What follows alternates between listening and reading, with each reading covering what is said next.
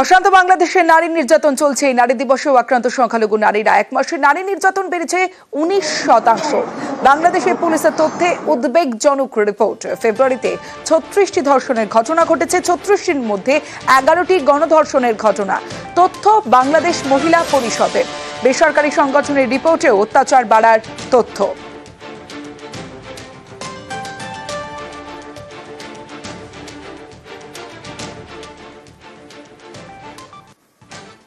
আর মাত্র কয়েক ঘন্টা কাল মরু শহরে মেগা ফাইট।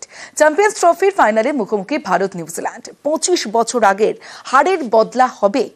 ভারতের উপরেই বাজি ধরছেন সৌরভ গঙ্গোপাধ্যায়। 25 বছর আগে চ্যাম্পিয়ন্স ট্রফিতে হার ভারতের, আর সেই ম্যাচে সেঞ্চুরি করেও জেতাতে পারেননি সৌরভ। তবে এবার জয়ের ব্যাপারে নিশ্চিত মহারাজ। 25 বছর পর চ্যাম্পিয়ন্স ট্রফির ফাইনালে মুখোমুখি ভারত নিউজিল্যান্ড। 25 বছর আগে ভারত হেরে যায়, যে ফাইনালে হেরে যায় সেই ফাইনালে সেঞ্চুরি করেও দলকে জেতাতে পারেননি সৌরভ গঙ্গোপাধ্যায়। 25 বছর পর বদলা হবে, জানবো স্বয়ং সৌরভের মুখ থেকে। হ্যাঁ, ইন্ডিয়া জিততে পারে। ইন্ডিয়া ভালো টিম, ভালো খেলছে। আমার কাছে ইন্ডিয়াই ফেভারিট। ইন্ডিয়া নিউজিল্যান্ড এর মধ্যেও অনেক ওয়ার্ল্ড কাপ সেমিফাইনাল হয়েছে ইংল্যান্ডে, যেটা নিউজিল্যান্ড জেতে। আরো এক দুবার এই বড় ওয়ার্ল্ড টুর্নামেন্টসে নিউজিল্যান্ড হারিয়েছে ইন্ডিয়াকে। তাই New Zealand is a good opposition. কিন্তু আমি মনে করি যেভাবে ইন্ডিয়া খেলেছে এই টুর্নামেন্টে, দেখো খেলায় যা খুশি হতে পারে। খেলার দিনের দিনে আমরা 2000 সালে ফাইনালে হেরেছিলাম, কোয়ার্টার ফাইনালে অস্ট্রেলিয়া, সেমিফাইনালে সাউথ আফ্রিকাকে হারিয়ে। তো খেলায় তো কিছু বলা যায় না, কিন্তু আমার মতে ইন্ডিয়া ফেভারিটস।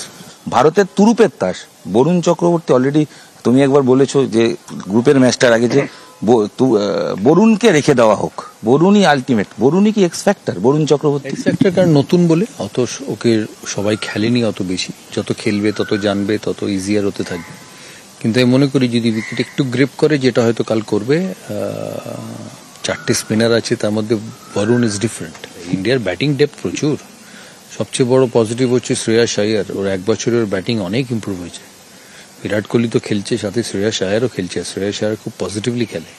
আর ইন্ডিয়ার সবচেয়ে বড় অ্যাডভান্টেজ হচ্ছে ব্যাটিং ডেপথ। আজয় রবীন্দ্র জাডেজা 8 নম্বরে আসে ইন্ডিয়ার। It's a very strong team. ইন্ডিয়ার যদি এই যে পারফরমেন্স দেখা যাচ্ছে, ওভারঅল গোটা পারফরমেন্স খুব ভালো। একমাত্র রোহিত শর্মা যার ভালো স্টার্ট হচ্ছে কিন্তু ফিনিশ হচ্ছে না বা অনেকক্ষণ থাকতে পারছে না। মানে রোহিতই দুশ্চিন্তা? কোনো দুশ্চিন্তা নয়, থাকবে। সব তো আর খেলবে না। এই তো আগের সিরিজে সেঞ্চুরি করলো।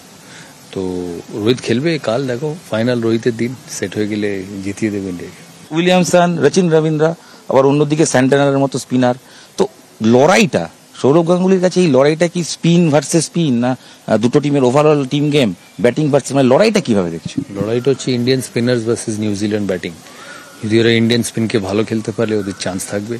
যদি ইন্ডিয়ান স্পিনার ভালো না খেলে ওরা হেরে যাবে। ইন্ডিয়া নিউজিল্যান্ডের স্পিনার্সদের ভালো খেলবে, কারণ ইন্ডিয়ার যে ব্যাটিং ডেপথ, অক্ষর পটেল 5 নম্বরে ব্যাট করে, Santner is a fantastic spinner. But the challenge and the crux of the game হবে যে নিউজিল্যান্ড ব্যাটসম্যানরা ইন্ডিয়ান স্পিনারদের কিরম খেলে। হ্যাঁ, India is a strong team. খেলায় যা খুশি হতে পারে, but India is a strong team. 25 বছর আগের হারের বদলা নিশ্চয়ই হবে, বিশ্বাস করেন সৌরভ গঙ্গোপাধ্যায়। ক্যামেরায় খোকন দাসের সাথে ইরণ রায় বর্মন, নিউজ 18 বাংলা।